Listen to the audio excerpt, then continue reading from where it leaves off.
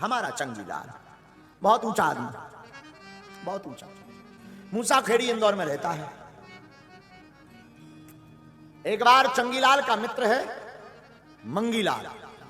चंगीलाल ने मंगीलाल से कहा कि भाई मंगीलाल, कुछ नई रचना करते हैं। मंगीलाल ने कहा करना चाहिए। बोले नहीं नहीं नहीं, कुछ हटकर रचना करें, ऐसी पुस्तक बनाए कि इंसान फड़फड़ा जाए। मंगीलाल तो बुद्धू को कम हो, तो बोले एक काम करो, पुस्तक में एक ऐसा वायर फिट करो कि जोन में करंट हो, आदमी छुए और फड़फड़ा जाए।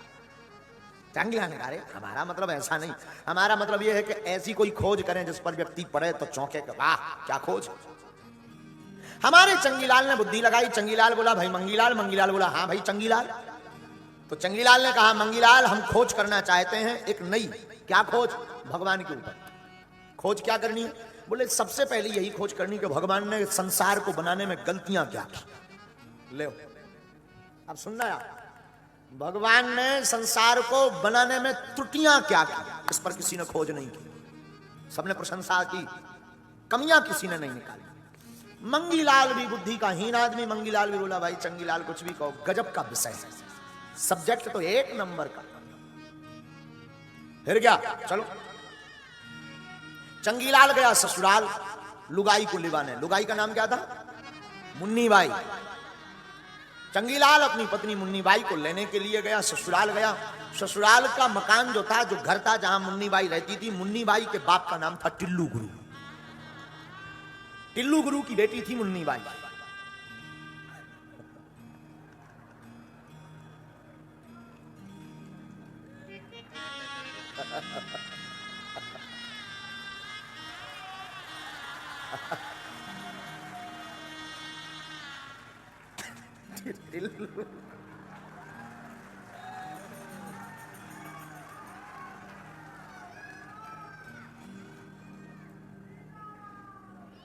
मुन्नी बाई के बाप का नाम टिल्लू गुरु।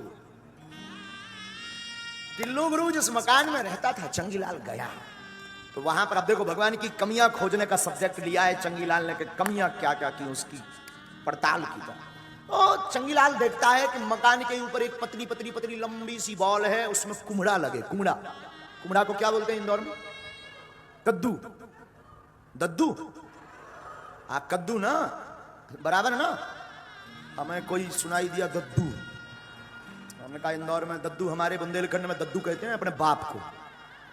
तो एक लंबी सी पतली पतली पतली पतली बॉल थी जो मुन्नी बाई के बाप टिल्लू गुरु के मकान के ऊपर चढ़ी हुई थी। मकान पर, टिल्लू गुरु पर नहीं, मकान पर लंबी पतली, उसमें लगे थे कद्दू। चंगीलाल ने अपने मित्र मंगीलाल से कहा मंगीलाल जी भैया बोल। मित्र, गलती नंबर 1 लिखो, भगवान की गलती नंबर 1। भगवान ने पहली गलती की, बिचारी कितनी पतली सी बॉल, इतना बड़ा मोटा बजनी कद्दू लगा दिया। गलती नंबर 1, कम से कम साइज तो देखते।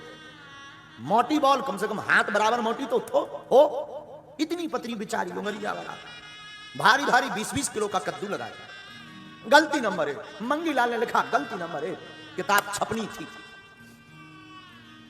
चंगीलाल अपनी पत्नी मुन्नी बाई को लेने गया था। टिल्लू गुरु से कहा कि हमें जाना है, ससुर जी विदा करो। चंगीलाल के ससुर टिल्लू गुरु ने पत्नी की विदा, बेटी की विदा कर दी। चंगीलाल की पत्नी को भेज दिया। चंगीलाल घर पर लेकर के आया, मंगीलाल से कहता है चलो बाग में घूमने चलते हैं। बाग था आम का। आम के बाग में चंगीलाल को नींद आने लगती है, तो चंगीलाल थोड़ा सा आम के पेड़ की छांव में लेट जाता है। तब तक उसकी नजर आम में लगी हुई छोटे छोटे आम के फल अमियां, उन पर नजर गई। उठ के बैठा चंगीलाल, बोले रुको बाद में सोएंगे। मंगीलाल, हाँ लिखो भगवान की गलती नंबर 2।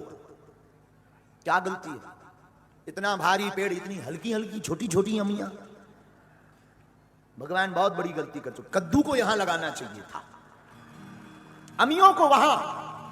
कभी अगर इस पुस्तक के ऊपर हम दावा करेंगे अदालत में तो यही कहेंगे तो भगवान के पास संदेशा भेजा जाए, ट्रांसफर किया जाए, कद्दू आम में लगाए जाए, आम उस कद्दू की बॉल में लगाए जाए। मित्र तो मित्र। मंगीलाल ने लिखा भगवान की गलती नंबर 2, आम में अमियां, गलती। भगवान वैसे भी ऐसे लोगों का अभिमान बहुत जल्दी स्वाहा कर देते हैं, ऐसे लोगों को बहुत जल्दी ठिकाने पर लगा देते हैं। हुआ क्या, तूफान आया, हवा चली, पेड़ हलने लगा, टहनियां हलने लगी, आपस में टकराने लगी। ये तो आराम से हवा का आनंद ले रहा था। एक आम का फल अमियां टूटी, पड़ाक से चंगीलाल की नाक पे पटाक उड़ी। सो तो ठीक, नाक फूट गई, खून बहने लगा। मंगीलाल बहुत घबराया। चंगीलाल की यह हालत देखकर पानी लाया, पोंछा लगा पंखा करने, बार बार पहुंचे रक्त को, बार बार खून को पहुंचे। चंगीलाल, गाड़ी बुलाओ, एम्बुलेंस लाओ, क्या हो गया, क्या हो गया? चंगीलाल बोला, पहले ये गलतियां मिटाओ। क्यों? भगवान की बड़ी कृपा है, कद्दू की बॉल में कद्दू लगाया, आम में अमियां छोटी जरूर लगाई। काश यहां आज कद्दू होता तो तेरवी हो जाती।